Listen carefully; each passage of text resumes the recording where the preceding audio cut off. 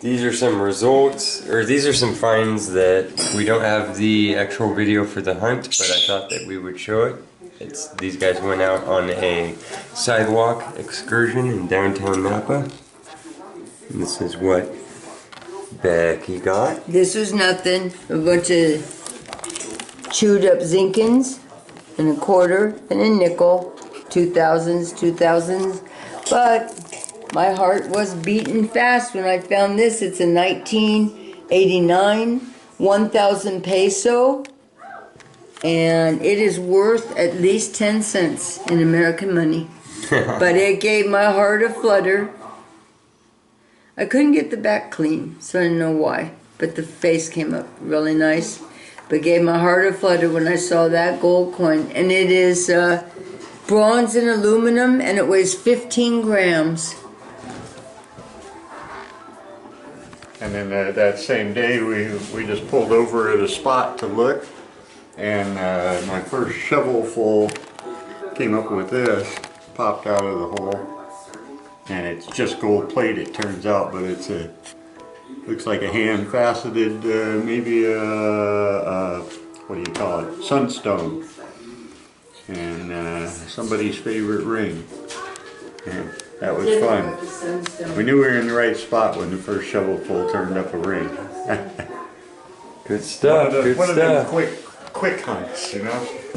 And then we went up to a little creek up just the other day for a quick 1 hour hunt. Found this one silver spoon, but it is so old. The date, name, everything's gone off it. You can just barely make out a little detail on the design. So it had been there for a while. But good hunting, and the quest goes on. Yeah.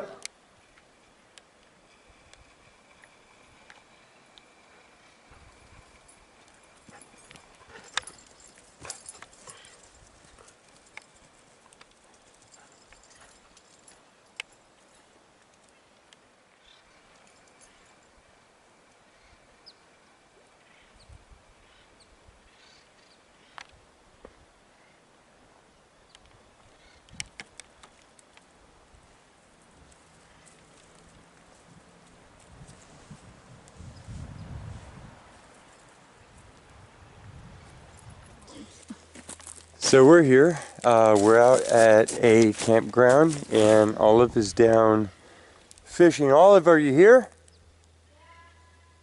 Yeah, she's fishing. She's got her pole out. It's the season. Danielle's using the, what? Ace 400. And this hasn't actually got it brought out very many times, so it's waiting for its first lucky find.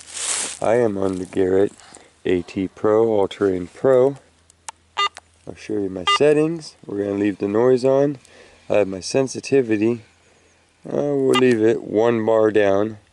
And I have no discrimination. It's in proportionate audio mode, Pro mode. 0 discrimination. And full batteries. So I'm just going to hit my ground balance button.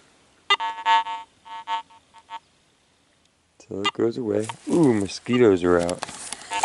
And then we are ready to go.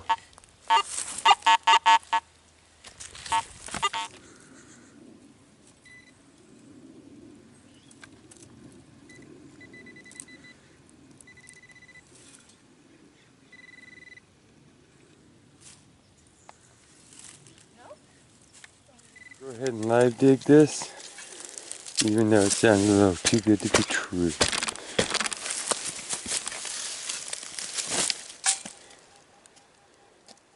$84.82. Thinking it's a Corona cap.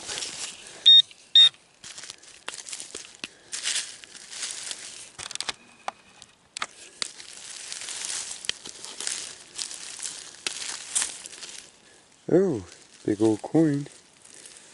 It's a 1983 quarter. Oh, that's... So that's like the oldest type of pull tab. Okay. Like 40s and 50s pull tab. They ripped completely off, and then that style was just very early.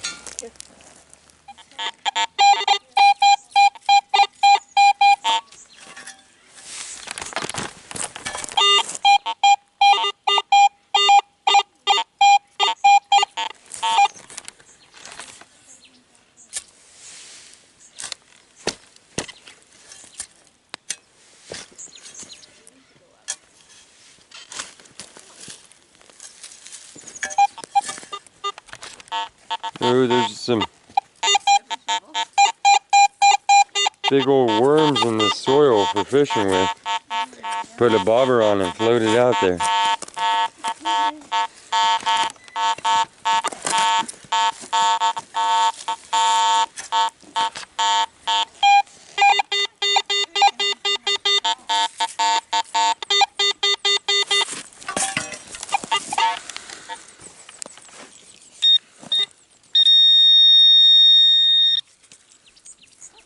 Aluminum.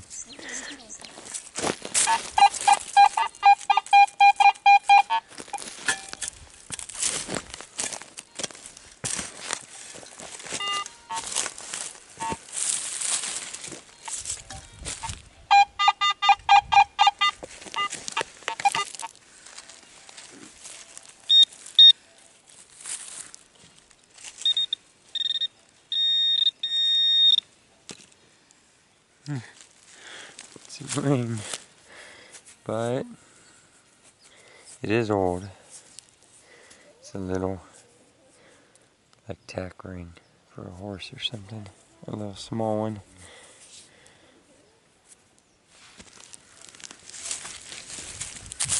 Yeah, I was working on two signals here. They were side by side. Sometimes it happens. This one, screaming 81 now that we're done. So I have hopes for an older coin.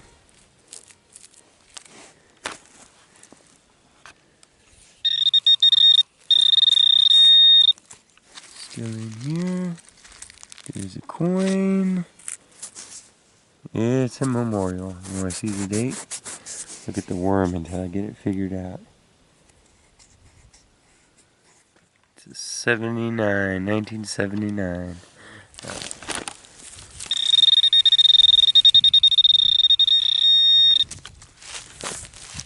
What are you gonna be? Bottle cap. Okay. That's a little squeeze together back of a pin. Oh, it changes.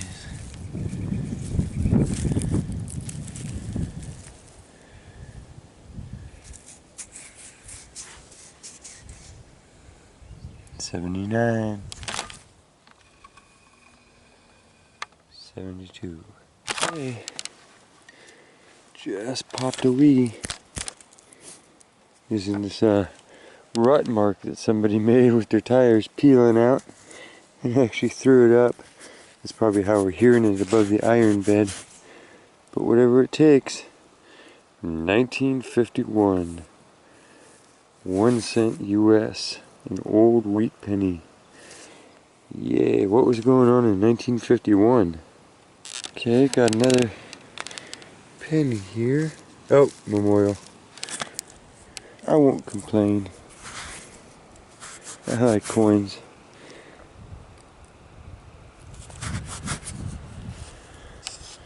Especially those. 1977. Oh yeah. I don't know, do you just toss a shiny hollow point in your pocket with all the other metal objects? I'm glad I never hit any of these on the butt end. I don't know what would happen. Well, I'm pretty sure I know what would happen.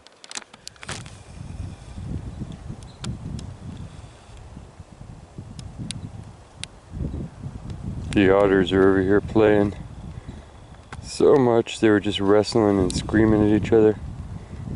Actually scared me. You see one up on the bank. There's several up on the bank, the whole family's there. Oi! They were literally chattering and rolling and tossing each other in the water. It sounded like war hoops.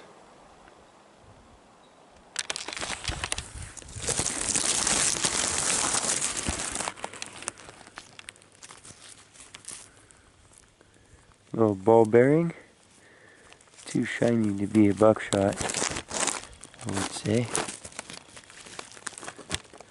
Hopefully somebody's whatever is still rolling.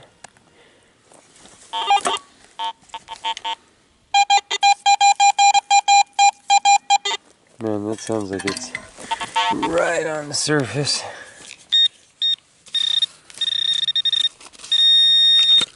Oh, it is. It's a handle off of a faucet, a little brass water spigot that broke off. Woodpeckers have stashed them all. Yeah. These are woodpeckers have brought all these acorns up into this oak tree. Do you see them all there? That's what all the little round things are.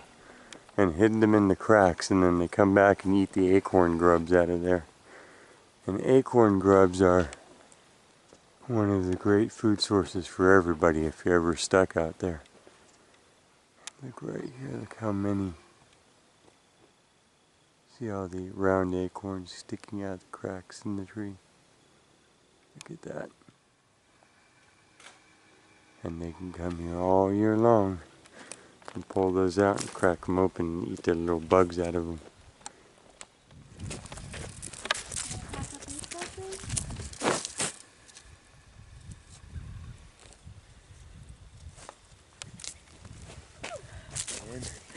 Just pulled some suspension out, a piece of a suspender, and it looks like it's got some fanciness stamped into it. Oh. And yeah, pretty good shape. I'll have to clean that up and look for a patent date. Suspenders or garters or something hanging from something. It's old.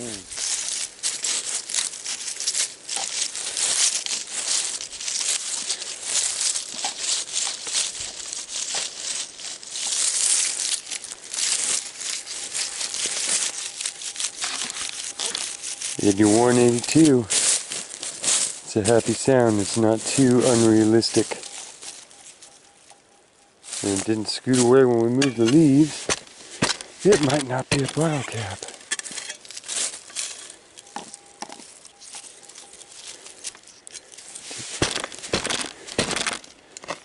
Getting more hopeful the deeper we go. Nice type of signal.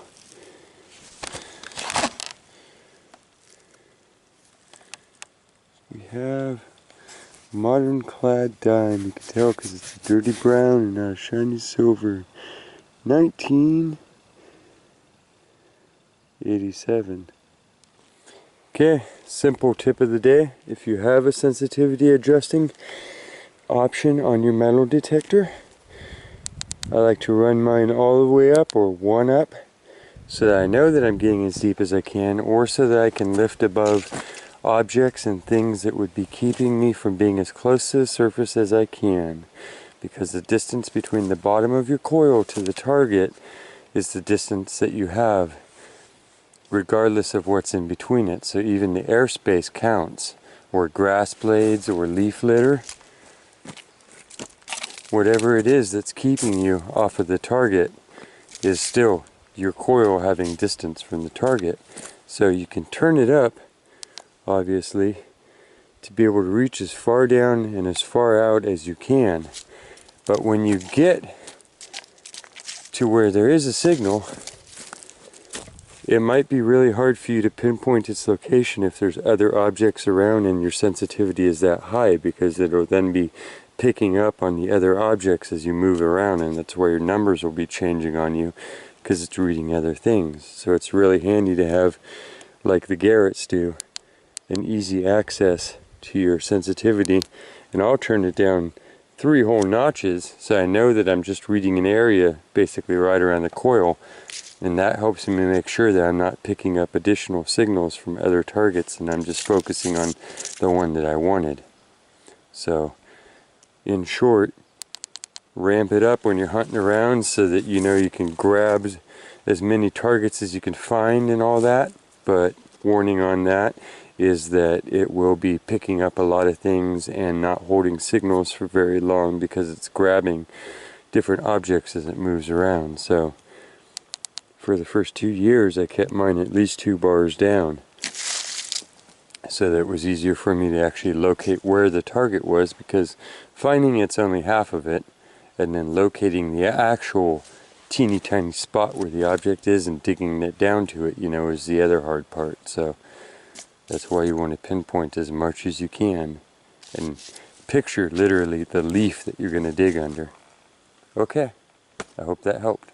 Here I am by the edge of an old cistern on the side of this hill here, and the reason why I was here is my dad had found a couple of pennies, wheat pennies by it, and so I thought, well, let's go up there and trace around. Missed one pop. Look at that, another wheat penny. That's cool.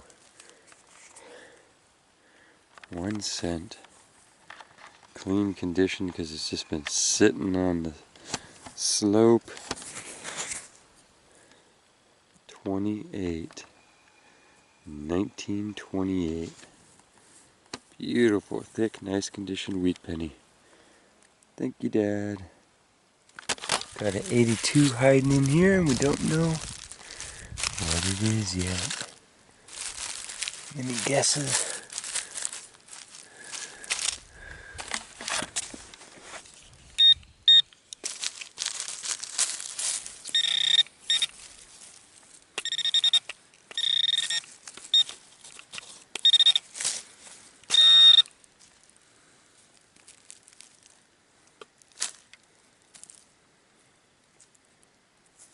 It is a modern 10-cent 1998 US dime. Yes. That is a very cute piece of little jewelry or something.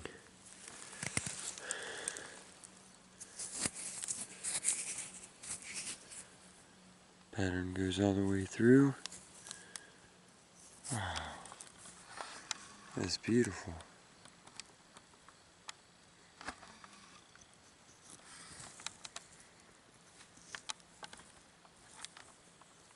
We're at a very old site too. Found things here from the turn of the century, which is old for California. Lots of old coins and everything else.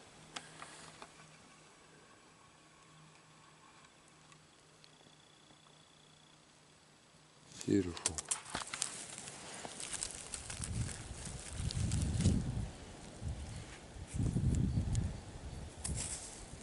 Oh.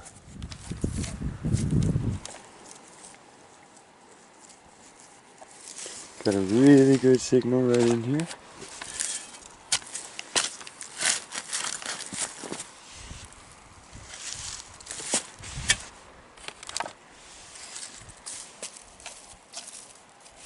Definitely in the plug, but I see a string too. I don't know if that has anything to do with it.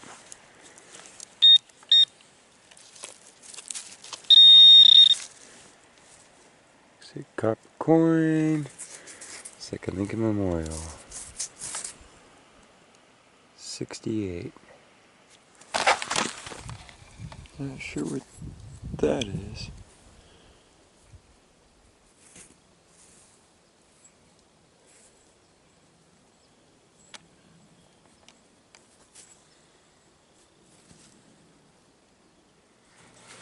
Okay, here's our little cleanup for this. We're just going to do it real quick.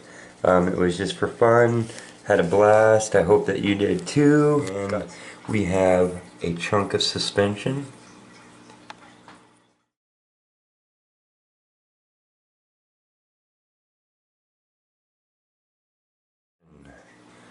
And then we have 3/4. These are modern 25-cent pieces. 5 dimes.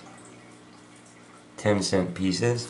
A piece of utility lead, meaning melted into place. You can almost see where the window sat on that. And sinker. These are our bullets, shells, our hollow point. This, I don't know, my brain for some reason said it's a piece of an electric razor. I don't know if that makes any sense, but just what my brain said. Like it said, this is the piece off of a handlebar on a bicycle where the cable goes. So, gotta trust it sometimes. This is a bullet, like that hollow point there that hit something so hard that it just crushed into a little disc, but it made a great sound. We got a nickel, the rest of these are zinc and copper pennies, a square nail, and the junk we found. Thank you for joining me on another quest for details. By the time you've seen this, we're already back at another location, wherever we can get to, and I hope you join me. See you next time. Quest on.